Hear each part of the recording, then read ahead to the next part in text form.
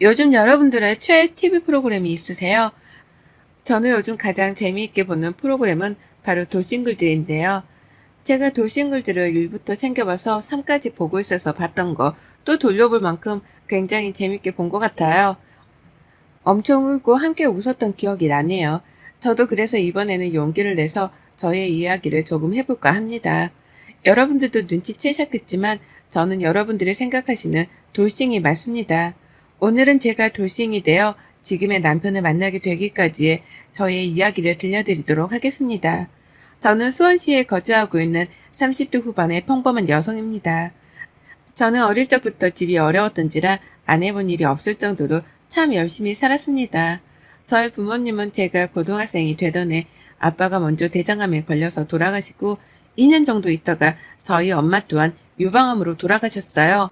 아빠 병간호로 오래 했던 저희 엄마는 자기 몸을 돌보지 못한 채 그렇게 쓸쓸히 돌아가셨죠. 그렇게 고등학교 졸업을 얼마 놔두지 않고 부모님 두 분이 모두 다 돌아가셨더라 저와 제 동생은 이모네 집에서 함께 살아야 했고 제가 대학교를 포기하고 직장 생활을 하려고 서울에 올라오면서 동생과 함께 살기 시작했습니다. 방 한 칸 되는 좁은 집이었지만 동생은 나처럼 살지 않기를 바라는 마음에 열심히 직장 생활을 하면서 동생 뒷바라지를 했어요. 그렇게 제 자랑인 동생은 원하고 원하던 의대에 합격했고 의대 학비가 만만치 않았기 때문에 엄마 아빠가 남겨주신 보험금과 합쳐서 동생 뒷바라지를 했어요. 동생은 열심히 공부해 졸업을 하고 대학병원 인턴을 하면서 저도 조금은 숨통이 튀어갔죠. 그런 제 생활에 한 줄기 빛이 되어주던 친구가 있었어요. 그 친구는 제가 첫 직장 생활에 함께 일했던 실습생이었어요. 저는 직장인이었고 그 친구는 대학교 실습생이었기 때문에 서로 참 많이 달랐지만 그 친구도 타지에서 올라와 대학 생활을 하느라 서로 의지가 많이 되었어요. 저희는 그렇게 연애를 했고 그 친구는 결혼을 원했지만 저의 상황이 사실 모든 부모님들이 싫어하는 상황이라고 생각했기 때문에 몇 차례 거절을 했어요. 거절 끝에 이 친구는 계속해서 저에게 더 많은 사랑을 보여주었고 그 사랑에 저도 더 이상 거절하기 어려운 상황이었습니다. 결혼에 꼴이 나기까지 참 많은 힘든 시간들이 있었지만 그 시간들 속에서도 저희는 더 꿋꿋이 사랑을 이어나갔으며 시부모님이 반대를 많이 하시기는 했지만 이 친구의 끈질긴 노력 끝에 저희는 무사히 결혼까지 꼴이 날 수 있었어요. 그렇게 이 친구가 졸업을 하고 저희는 이 친구가 살았던 곳으로 신혼집을 얻기로 했고 이 친구가 모아두었던 돈과 제가 모아두었던 돈 모두를 동생이 다니는 병원 근처로 동생의 전셋집을 얻어주었어요. 제가 쉽사리 말하지 못했던 이야기를 이 친구는 저에게 먼저 정말 선뜻 동생이 월세는 부담될 수 있으니 전세를 얻어주자고 하더라고요. 어찌나 그 마음이 고맙던지 그 고마운 마음을 평생 간직하겠노라 서로 약속하고 그때부터 저의 결혼 생활은 순탄하게 시작되리라 생각했죠. 이 친구와의 결혼 생활은 정말 많은 것들을 포기하게 만들었어요. 생각보다 더 보수적인 시댁의 집안이라 시댁 근처에 신혼집을 얻어주셨는데 아침은 꼭 시댁에 와서 같이 하기를 바라셨고 일주일에 2번은 꼭 찾아뵙고 항상 식사하기를 바라셨어요. 근데 그때 저는 아무것도 없었기에 이런 날을 받아주신 것만으로도 감사하다고 여기며 시집살이에도 저는 꿋꿋이 버텨나갔죠. 한 번은 제가 너무 아파서 아침 식사를 하기가 어렵다고 조심스럽게 이야기 드린 적이 있는데 어머니께서 못 배운 게 티가 난다고 하시더라고요. 자기 몸 관리 자기가 해야지. 네가 아프면 네 남편은 너 챙기느라 얼마나 힘들겠냐고요. 서러웠지만 그 친구에게 차마 티를 낼 수 없었어요. 그렇게 한 1년 정도의 결혼 생활이 지났고 저에게 예쁜 아기 천사가 찾아왔어요. 서로 너무 뛸 듯이 기뻤고 이제 좀 시집살이가 끝나려나 싶었죠. 임신 기간 동안은 그래도 시어머니가 조금은 조심스럽게 해주시나 싶었는데 출산하고 나니 시댁의 간섭은 더욱더 심해져 갔어요. 아이를 보고 싶다는 이유 하나만으로 매일 집안으로 들락날락 하셨고 심지어 아이가 배가 고프다고 보채 모유수를 하려고 방으로 들어가려고 하면 가족인데 뭐 어떠냐 하면서 그냥 거실에서 하라고 하실 정도로 저를 많이 힘들게 하셨죠. 원래도 말랐던 저는 출산을 하고 제대로 된 산후조리를 하지 못해 안 아픈 곳이 없었고 살은 10kg가 넘게 빠지더라고요. 매일 아침마다 시댁에서 오는 전화소리에 주말마다 집에 오라는 어머님 아버님의 불효령에 저는 견딜 수 없었고 처음으로 이 친구에게 말을 했어요. 너무 힘들다고요. 이 친구도 제 말을 듣더니 서울지사로 옮기고 싶다고 요청할 때니 서울에 가서 동생 근처에 살면 어떻겠냐고 하더라고요. 저는 너무나 좋았지만 시댁에서 허락을 해주지 않을 거라 생각을 했지만 이 친구가 잘 말했는지 회사 생활로 인해 어쩔 수 없을 것 같다. 그렇다고 주말부부로 지내기에는 아직 아이가 너무 어리다고 잘 말씀드려 저는 4년 만에 서울로 다시 가게 되었어요. 동생 근처에 다시 집을 마련해서 살다 보니 이런 게 행복인가 싶을 정도로 너무 행복하더라고요. 아이 커가는 모습을 온전히 지켜볼 수 있고 동생도 조카가 너무 예뻐서 퇴근하면 매일 와서 봐주고 하니까 이런 게 정말 결혼 생활의 행복이구나를 느낄 수 있었던 것 같아요. 근데 이 짧은 행복도 오래가지 못해 아버님이 편찮으셔서 저희는 다시 내려가야 했고 아버님 병수발을 어머님이 아닌 제가 들어야 했어요. 제가 아이 케어하고 조금이라도 병원에 늦는 날이면 병원 앞에서 어머님의 멸시와 조롱의 말들을 들어야 했고 매일 어머님께서 저에게 하시는 말이 있는데 부모 없는 티가 난다는 말이었어요. 이래서 근본 없는 것들은 들이면 안 된다면서 누가 있든 없든 그런 말을 저에게 매일같이 퍼부으셨죠. 그런 시간들 속에서 저는 점점 버티다 한 번은 집에서 쓰러져 동생이 마침 저희 집에 와서 저를 발견해 응급실로 갔고 응급실에서는 영양실조에 우울증 증세까지 동반하고 있다고 했나봐요. 동생은 한참 울더니 형부랑 헤어지고 서울로 돌아가서 나랑 살자라고 말을 했고 저는 그렇게 사랑했던 친구에게 이혼 서류를 건넸어요. 그 친구는 많이 놀란 듯 했지만 어느 정도는 예상한 듯 제가 원하는 대로 해주겠다고 했고 저는 아직 제가 번듯한 일이 없으니 소정의 양육비와 양육권은 가지고 싶다는 뜻을 내비쳤죠. 그 대신 위자료는 안 줘도 되니 양육권과 양육비만 해결해 주었으면 좋겠다고요. 시댁에서는 이 이야기를 듣자마자 저희 집으로 달려와 아이가 보는 앞에서 어머님은 뺨을 세차게 때리셨어요. 그리고 그 자리에서 옷장에 있는 제 옷들을 꺼내서 모두 다 가위로 자르시더라고요. 그때 퇴근하고 왔던 이 친구가 묵묵히 울고만 있던 저를 보곤 바로 어머님을 모시고 나갔고 어머님은 양육권도 양육비도 줄 수 없으니 네가 정 이혼하고 싶으면 다 포기하고 나가라고요. 이 친구는 중간에서 계속 이야기를 했지만 더 이상 먹히지 않았고 누구 한 명이 포기할 때까지 하겠다는 어머님의 고집에 제가 두 손 두 발을 들 수밖에 없었어요. 이 친구에게 그 대신 아이를 일주일에 한 번은 꼭 만나게 해달라. 그게 어려우면 한 달에 2번 정도는 면접 교섭권 이행을 지켜달라고 했고 저는 그렇게 아이를 두고 첫사랑이었던 이 친구와 이혼을 하게 되었습니다. 저는 돌싱이 되었고 아이가 너무 보고 싶어 한동안은 정상적인 생활을 하기가 어려웠어요. 면접 교섭권을 이행하겠다고 했던 그 친구는 저에게 미안하다는 말만 되풀이 하더군요. 아이가 아직 어린데 이혼했다는 상처를 아이에게 주고 싶지 않다고요. 나중에 아이가 우리의 이야기를 잘 받아들일 수 있을 때 그때 만나는 게 어떻겠냐고요. 아이를 위한다는 그 친구의 말에 저는 아무 말도 할 수 없었고 그렇게 저는 아이를 만나지 못했어요.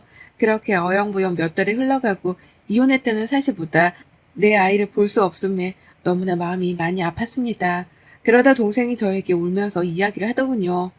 언니, 나는 언니가 제발 이제 행복해졌으면 좋겠어. 나를 위해서 하늘에서 우리를 지켜보는 엄마 아빠를 위해서라도 제발 부탁이야. 나는 언니가 전부인데 언니가 이렇게 무너지면 내가 어떻게 잘 살 수 있겠어. 라며 우는 동생의 마음에 정신 차리고 나중에 아이를 데려오자며 일만 집중하자 싶어서 다시 일을 하기 시작했어요. 그러다 동생이 갑자기 통장을 하나 주더니 저에게 언니가 하고 싶은 일을 하면 어떠냐고 하더군요. 제가 잊고 살았던 꿈들을 찾았으면 한다는 동생의 말에 저는 옛날부터 꿈꿔왔던 공부들을 다시 하기 시작했어요. 저는 고등학생 때부터 저만의 디저트 브랜드를 갖는 게 꿈이었거든요. 그래서 열심히 제과 제빵 기술도 배우고 바리스타 자격증도 따고 동네에 조그맣게 커피와 디저트를 파는 가게를 내었어요. 근데 입소문이 좋게 나서 그런지 장사가 되게 잘 되었고 케이크는 주문으로 제작해서 하다 보니 가게를 늘려야 할 정도였어요. 바쁘게 살다 보니 빨리 돈을 많이 벌어서 우리 아이에게 떳떳한 엄마가 되고 싶었어요. 그렇게 조그맣게 했던 동네 장사가 지금은 조금 크게 사업을 확장해서 직원도 10명이나 생겨 지금은 2호점 오픈을 앞두고 있었죠. 정신없이 살던 와중에 저희 카페에 매일같이 오시던 손님 한 분이 계셨어요. 늘 똑같은 메뉴를 매일같이 드시고 있어 기억하는 손님이셨거든요. 근데 갑자기 그날은 그 손님이 저에게 처음으로 질문을 하더라고요. 직접 커피를 내리시던데 저도 배울 수 있을까요? 라고요. 그래서 저희는 교육 일정은 따로 없어서 죄송합니다. 그 대신 더 맛있는 커피로 보답드리겠다고 말씀드렸고, 그 손님은 저에게 멋쩍은 듯 웃으며 편지 하나를 건네고 연락 달라는 말만 하고 나가시더라고요. 그 편지 내용은 저를 오랫동안 보았고, 처음 만난 순간부터 지금까지 그 마음이 변하지 않아서 용기 내었다는 내용이었어요. 꼭 연락을 줬으면 한다는 편지 내용이더군요. 저는 그분께 편지와 마음은 너무 감사하지만 제 상황이 누군가를 만나기가 여의지 못해 죄송하다고 좋은 분 만나셨으면 좋겠다고요. 그 뒤로도 그 손님은 매일같이 빠짐없이 보러 오시더라고요. 한 번은 마감하는 순간에도 있으시길래 마감 시간에 말씀드리고 가려는데 저에게 딱 한 번만 사석에서 만나볼 수는 없겠냐고 너무 간곡히 말하셔서 그렇게 처음으로 만나게 되었어요. 만나서 저의 모든 상황을 이야기했고 좋은 분이신 것 같은데 저는 친구가 되고 싶다고 했죠. 그분은 제가 이혼을 했다는 것과 아이도 있다는 점에 조금 놀라신 것 같았지만 이내 그런 것들은 만나는 데 있어 문제가 되질 않는다고 하시더군요. 그렇게 몇 차례 거절을 했음에도 불구하고 그분은 마음을 지속적으로 표현하셨고 저도 여자인지라 그런 마음에 참 행복해지더라고요. 이혼하고 나서는 다시 누군가를 만나지 않겠다고 생각했는데 참 사람 마음이 간사한 것 같아요. 그렇게 연애를 다시 또 시작하고 제 인생에 다시 오지 않을 것 같은 결혼을 또다시 했네요. 결혼을 결심하게 된 계기는 저는 저희 시부모님 때문이었어요. 저희 시부모님은 두 분 다 교직 생활을 오래 하신 분들로 사실 저 같은 며느리를 누가 좋겠어요? 근데 제가 처음 인사 가던 날 저를 보시며 어머님께서 어떻게 그렇게 지냈냐면서 너무 마음이 아프다고 하시더라고요.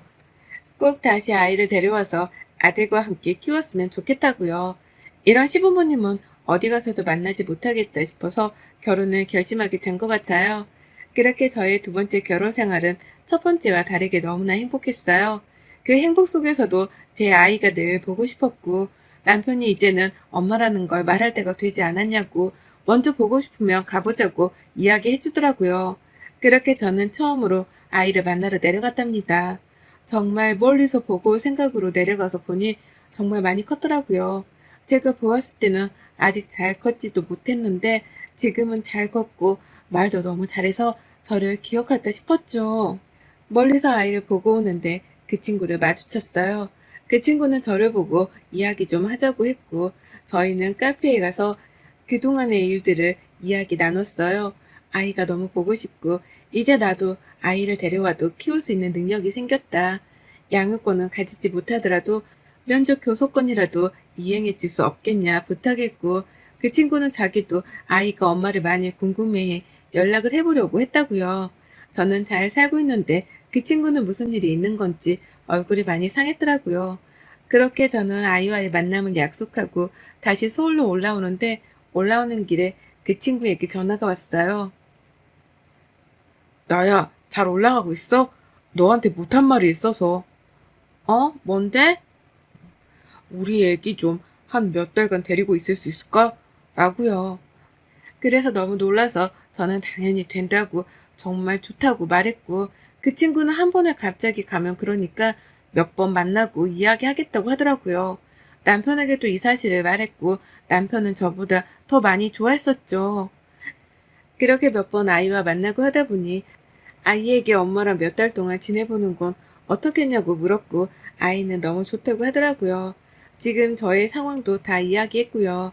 그렇게 아이와 함께하는 삶이 시작되었고 눈 뜨면 아이를 볼 수 있어 저는 세상을 다 가진 것처럼 행복했어요. 근데 어느 날 남편이 뭐 이체할 게 있는데 못했다고 은행 CD기에서 해달라고 부탁을 해서 은행에 갔다가 통장 정리를 하는데 1억이라는 큰 돈이 인출되어 있는 거예요. 그래서 왜 이렇게 큰 돈이 필요했을까? 우선 저에게 말 못할 일이 있나 싶어서 그날 저녁에 남편에게 슬쩍 물어봤어요. 혹시 무슨 일 있냐고 물어보니 아무 일 없다고 지금 너무 좋다고 하더라고요. 그래서 제가 솔직하게 오늘 통장을 보니 1억이라는 큰 돈이 나갔는데 무슨 일이 있냐. 그런 거면 같이 이야기해야지 왜 혼자 끙끙 앓냐. 걱정을 했죠. 그랬더니 어머님 아버님이 일이 있으셔서 빌려드렸는데 다시 주실 거다. 근데 제가 알면 좀 그래 할까봐 말을 못해서 미안하다 하더군요. 그래서 아니라고 당연히 들어야지 받을 생각하지 말자라고 했어요. 그러다 며칠이 지난 뒤 어머님께 전화가 왔길래 어머님, 그이한테 어머님 아버님한테 빌려드린 돈 이야기 들었어요. 저희 정말 괜찮으니까 그 돈 안 갚으셔도 돼요. 저에게 해주신 마음에 비하면 이건 아무것도 아니라고요. 근데 어머님께서 저에게 들려주신 이야기는 그야말로 충격 그 자체였어요. 한 달 전쯤에 어머님 아버님께 전 시어머니가 되는 사람이 찾아왔었대요. 찾아와서 제가 어떤 애인지 아시냐면서 결혼 생활하면서 꽁친 돈으로 그 사업을 시작한 것 같은데 잘 되니까 이제 자기 아기도 안 보고 모른 척 한다. 그래서 우리가 그 아이 키우면서 돈이 많이 들어갔으니 양육비를 오히려 받아야겠다고 아니면 아이 평생 보지 말라고 하겠다. 전 시어머니가 2억을 요구했다고 그래서 어머님이 남편도 불러 같이 이야기를 한 후에 남편이 1억, 시부모님이 1억 해서 2억을 주고 아이는 대신 보게 해주셨으면 한다고 하셨다고요. 이 이야기를 듣고 저는 당장 그 전 시댁으로 달려갔어요. 문을 안 열길래 문을 세게 발로 차고 난리를 치니까 그제서야 열어주더군요.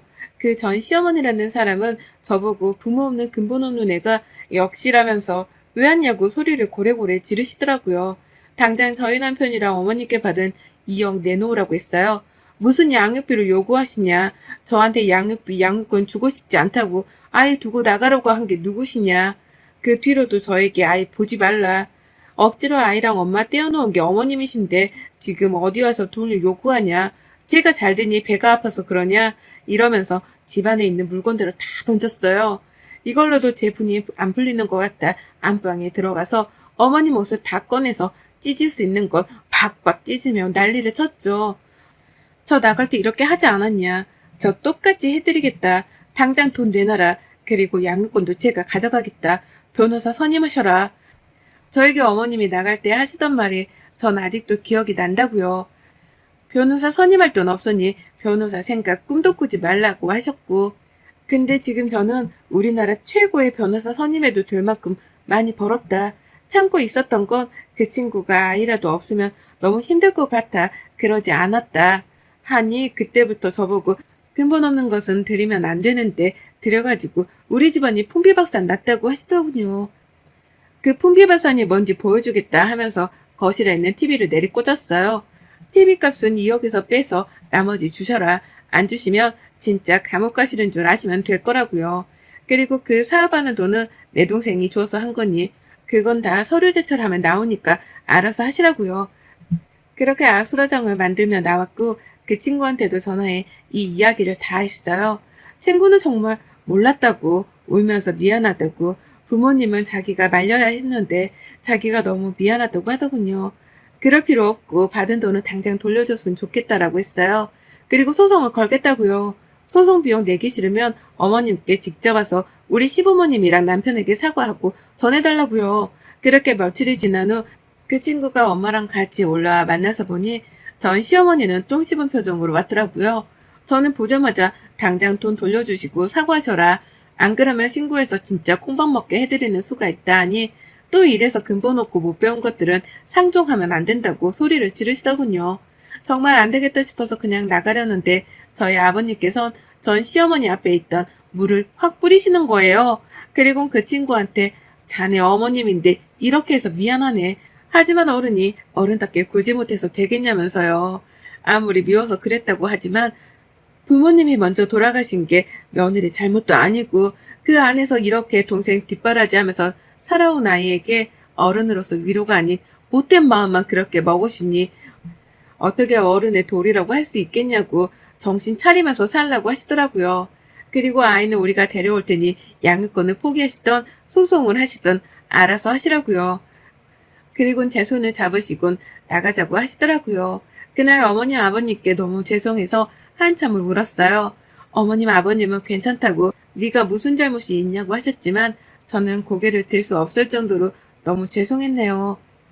그 시간이 흐르고 그 전 시어머니는 손자도 아들도 없는 집안에서 혼자서 사신다고 하네요. 그 친구는 엄마를 더 이상 보지 않겠다고 집을 나간 걸로 알고요. 우리 아이는 다시 제 곁으로 왔어요. 그 친구는 한동안 한국에 들어올 계획이 없다고 아이는 나중에 한국에 들어오면 보러 오겠다고 지금까지 떨어져 있던 시간 잘 채워주라고 미안했다고 문자가 왔어요. 저도 이렇게 돼서 유감이라고 미안하다고 잘 지냈으면 한다고 보냈고, 저희 지긋지긋한 전 시댁과는 정말로 끝이 났답니다. 저희 가장 최고의 복수는 어머님이 철저한 혼자가 되기를 바랬는데 그 바람대로 된 것 같아요. 제 생의 봄날은 다시 없겠다 싶었는데 좋은 남편, 좋은 시부모님 만나서 더 많이 사랑받고 사는 요즘 저는 너무나 행복하답니다. 하늘에서 보고 계시는 엄마 아빠도 이런 제 모습을 보면 정말 기뻐하실 것 같아요. 여러분의 생각은 댓글로 남겨주세요. 오늘도 시청해 주셔서 정말 감사합니다.